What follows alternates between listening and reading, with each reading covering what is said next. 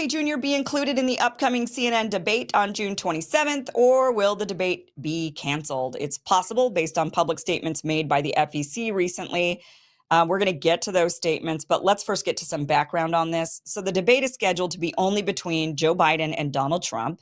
But 2 weeks ago, Robert F. Kennedy Jr.'s campaign filed a complaint with the FEC claiming that CNN, along with Biden and Trump campaigns, are trying to shut him out. Yeah, they are. They absolutely are. Both of them are totally afraid of him pulling voters from them. Now, CNN's published debate criteria required, because you've got to qualify for these debates, they set up the requirement, and the requirement was a candidate's name must appear on a sufficient number of state ballots to reach the 270 electoral vote threshold. But here's the thing. President Biden and Trump, neither of them have been officially nominated by their parties, so their names are not certified to appear on a single state ballot as of right now. And they won't be as of June 27th when this debate is supposed to be happening. Kennedy, on the other hand, has been certified to appear on the ballots of numerous states, including California, Delaware, Hawaii, Michigan, Oklahoma, South Carolina, and Utah. So, objectively at this point, Kennedy is the candidate that is furthest along in complying with the CNN debate criteria. So CNN's response was that, well, okay, maybe Kennedy has actually gotten on more of the state's ballots than Biden and Trump because technically they're not the nominees yet, but they're going to be. Come on, guys, they're going to be. That's what CNN's defense was to this FEC complaint, is they said, well, they're the presumptive candidates for the GOP and the DNC, and so their names are going to appear on every state ballot. So, it is what it is. Well, the FEC said, no, it doesn't really work like that, guys. Rules are rules.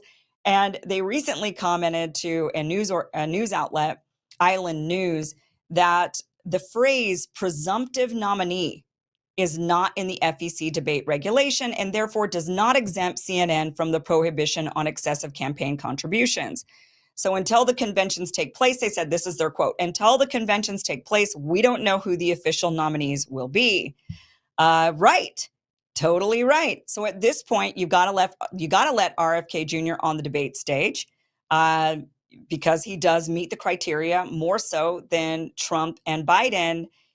Or you can't have a debate at all if you set these parameters for the debate and none of the candidates, not RFK Jr., not Joe Biden, not Donald Trump, have actually met that criteria at this point. If CNN continues forward with the debate on July 27th, so they've got a few choices. They could either just cancel the debate entirely because the FEC has said, well, presumptive nominees that's not in the campaign, in the campaign language. And this would be viewed as, now many people will say, well, can't they just have the debate and just not call it an official presidential debate? No, they can't. That's considered a campaign contribution to these candidates, giving them unfair spotlight, unfair stage without bringing on the other candidates. That's illegal. That could actually carry criminal penalties, including jail time for somebody at CNN. So CNN's choices are, they could either cancel this debate coming up. That's probably, I would guess, the likely route that they're going to go down, as much as they're going to hate that. Or they have to invite probably not just RFK Jr., but probably Jill Stein, I would imagine as well, because she's also on a bunch of state. Well, no, I don't know if she's the candidate for the Green Party technically yet either. I'm not 100% certain if they've done their convention or however it is that they decide on who the candidate is. They might have done that, or they might be doing it soon. So they could either invite these other candidates on who have presumptively made state ballots, or they could cancel this debate altogether, or they could risk it and go forward with the debate and have it be considered an illegal campaign contribution, which what kind of, yes, it could carry jail time, but who and what other kind of criminal penalties does it carry? And will CNN even care? That's a really good question. So we will see what happens. But, look, we're supposed to be a democracy. Democrats in particular pride themselves on protecting democracy, yet they're the ones who have reportedly, in particular, undermined RFK Jr. being on the CNN debate stage. It was one of their criteria that he was not going to be there. And so, here we are, protectors of democracy, great protectors of democracy, say the Democrats, and yet they limit our options. They want to make it seem like we only have two options. We don't have any other options, according to them. They're afraid of the Kennedy name. They're afraid of Kennedy's ideas. The Donald Trump campaign also doesn't want to really see Kennedy up there because he certainly takes votes from Trump. It's hard to say at this point which one he takes votes from more. I couldn't even guess, to be honest with you. I couldn't even guess. My advice, though, for Robert F. Kennedy Jr. is to join the Trump ticket. I think that is his best bet at being future president of the United States. I think it's the best bet for Trump, and I think it's the best bet for Kennedy. I think it's the best bet for the American people, to be honest, even though I don't agree with either of them when it comes to their policy on Israel. They're both bad. So is Joe Biden.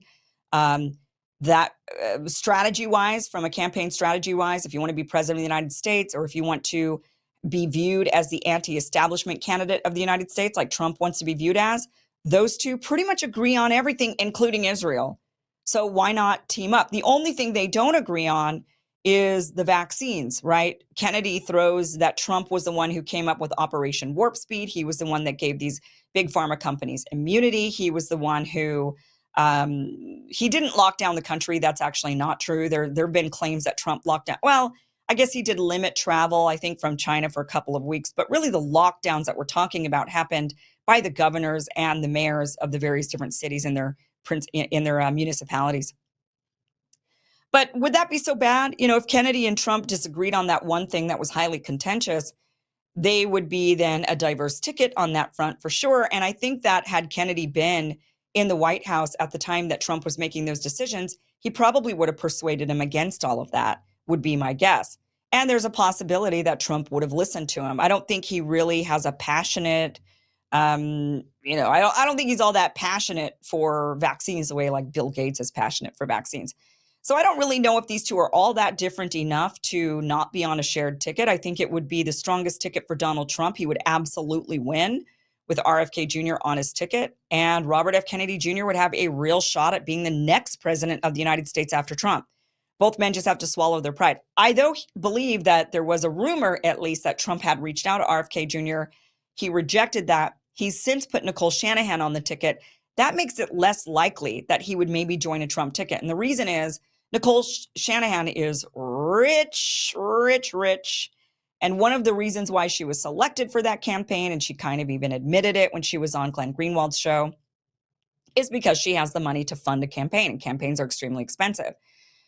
So I don't know if Kennedy, it was such a bad decision for him to select Nicole. I've listened, I will be fair, I've listened to in particular, her interview with Glenn Greenwald, and I like her. I think she has great ideas. I think she's smart.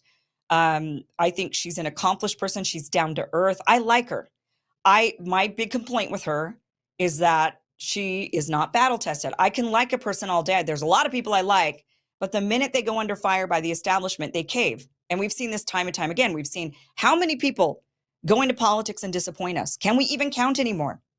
So I don't trust somebody who's never, who just recently changed their mind on things and could potentially be pressured to cave again. Now, we know Kennedy's not going to cave to at least a lot of the pressures because he's been smeared by the media. They've gone after him any way they possibly can, and he's held his ground on pretty much everything. We don't know that about her. So that's been my big complaint about her all along.